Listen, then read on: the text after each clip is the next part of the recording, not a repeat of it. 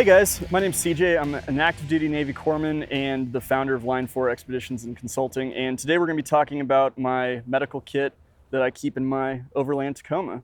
The bag itself is made by Blue Ridge Overland Gear in, I think it's Bedford, Virginia. And this is their large model. We got this little bit of storage on the back and then some MOLLE on the front, which I took the time to add some Blue Force Gear pouches to that MOLLE, and we'll jump into these in a second. But starting on the back with the simple stuff, they have this little mesh pouch, and what I chose to stick in there was things that I'm going to need more quick access to. So various Sharpies, various chem lights. Anytime you pack a bag, whether it's a backpack, duffel bag, anything that you're packing in general, what do you need to get to the quickest, or what do you need to get to the most often? So in this case, we have both. On this side, the boo-boo kit, if you will.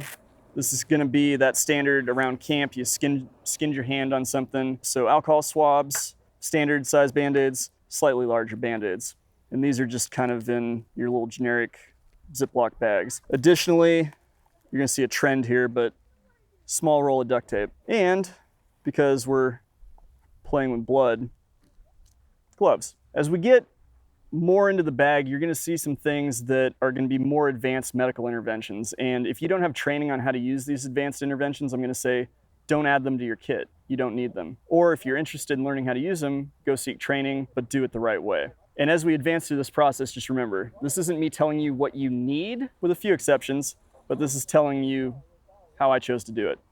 So that's boo-boo, that's minor stuff. Now, moving into the more scary emergency stuff, this is kind of set up like more what you would think with a military IFAC. So this rips out, and what we have in here is going to be a variety of things. So some chest seals, the appropriate needle decompression darts are just tucked into the MOLLE there. But then you have just a variety of, you have a tourniquet, pressure dressing, hemostatic agent, in this case, quick clot combat gauze, and then a nasal pharyngeal airway.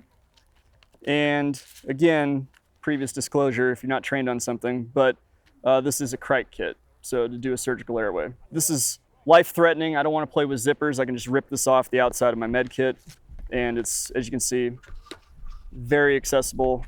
On the top here, Blue Ridge is so nice to sew some Velcro on. I added a glow-in-the-dark first aid kit label, just so when you're opening the back of the pickup truck where I store it, there it is. I can find it first attempt every time.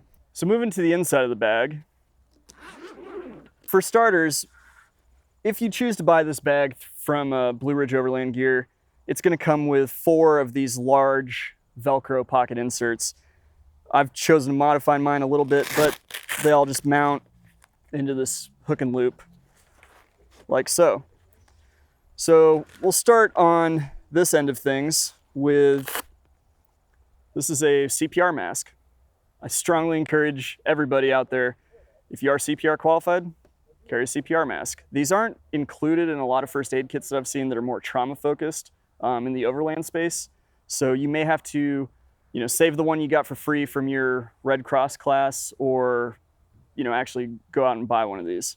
I added just a little bit of sticky Velcro so it stays in place like so. Moving on to the first pouch. I like to label things as simple as possible. If you know a fancy medical word, but the person that's actually using your bag when you're hurt doesn't know that fancy medical word, it doesn't really help. So, bleed. This pouch is one of the Spiritus Systems Anywhere pouches that Adam designed, and I think it's kind of neat. In here, it's kind of more the same of what was outside. Combat gauze, rolled gauze, spare pressure dressing. A little bit of North American Rescue compressed gauze. Just, you're seeing a trend here.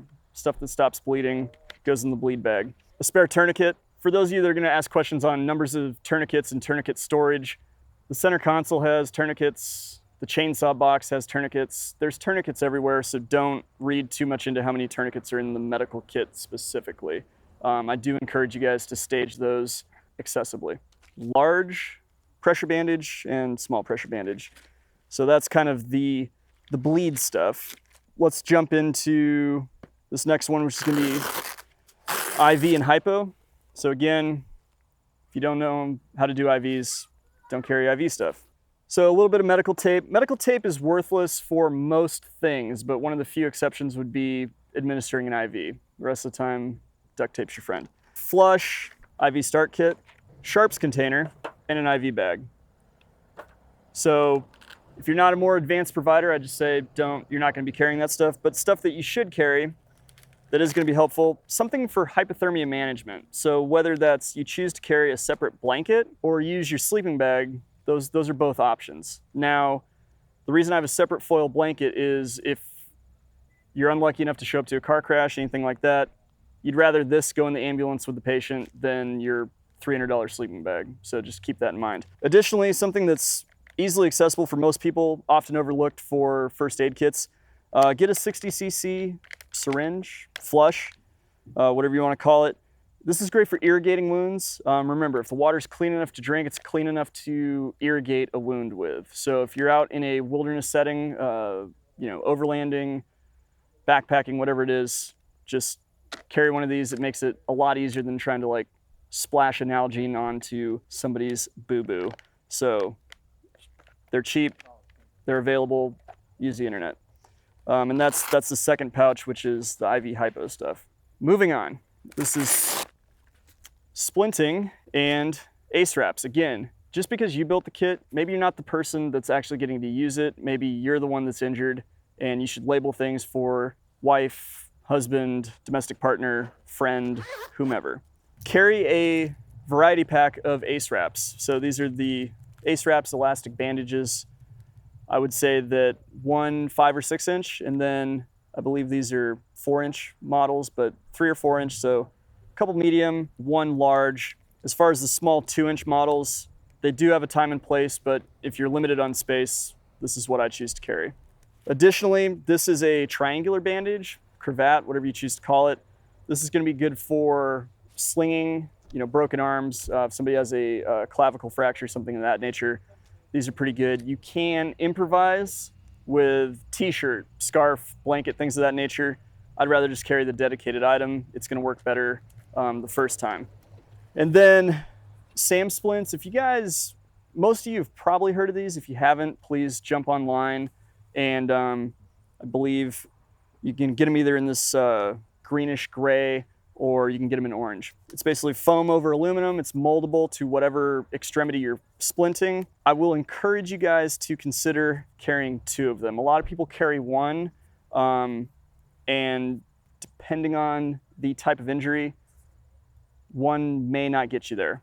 Again, for the internet, everybody out there that's going to say you can improvise a splint, you can absolutely improvise a splint, but I just think that it's for the weight and the bulk associated with it, this is going to be more comfortable for the patient than duct taping a stick to their arm. So I would strongly encourage you guys to carry 2 SAM splints. They're not that expensive, they're not that heavy. This is kind of things that wouldn't fit in other categories or that you don't necessarily need as rapidly.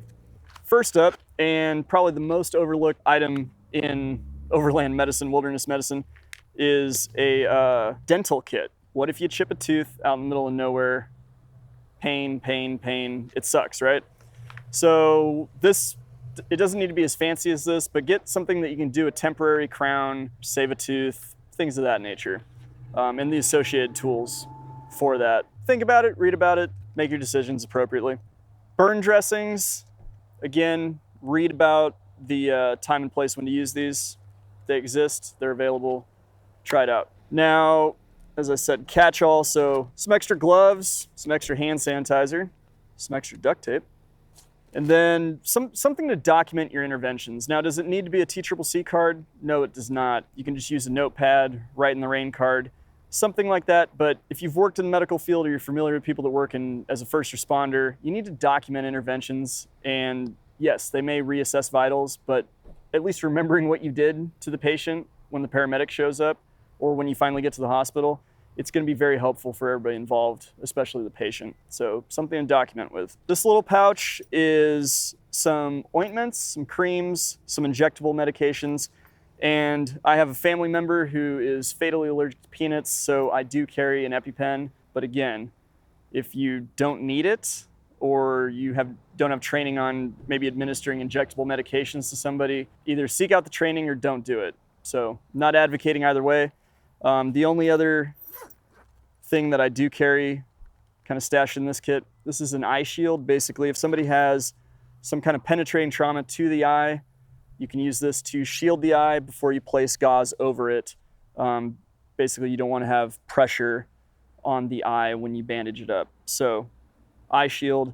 Again, there's ways to improvise these, or you can just buy the correct product. I'll leave that up to you guys to make your own decisions. So this is my medical kit. It's an ever-evolving thing, as it should be with you guys, as you experience different things, add or subtract as appropriate. What I like about buying a bag from a company like Blue Ridge is I get to pick the components that I put in it. It doesn't come pre-filled with some things that I need to throw away after the fact. The other aspect of this is going to be training. Please seek out professional medical training. I'm still on active duty. I've been a corpsman for almost 15 years, and I'm still learning things every day. So as long as you're going at it with that mindset, you'll be successful. And yeah, guys, get out there and go build a first aid kit.